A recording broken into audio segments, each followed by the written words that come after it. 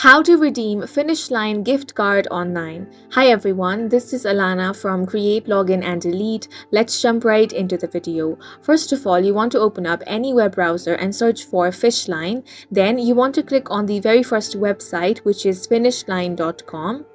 Once you click on this website, you first want to log into your account. Click on the account option, then click on sign in, enter your credentials and you will be signed into your account.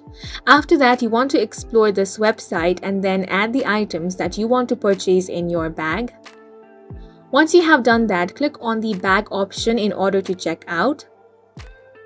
Click on the option of view your bag and here you can find all of your items. On the right hand side, you can find your purchase summary as well. Click on the option of proceed to check out. Then on the next step, you will have to enter your shipping details. Enter your first name, last name and then your shipping address.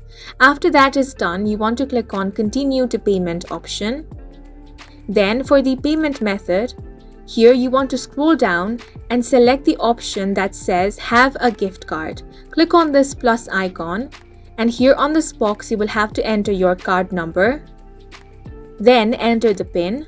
Both these details will be found on the gift card itself. Now click on the apply button.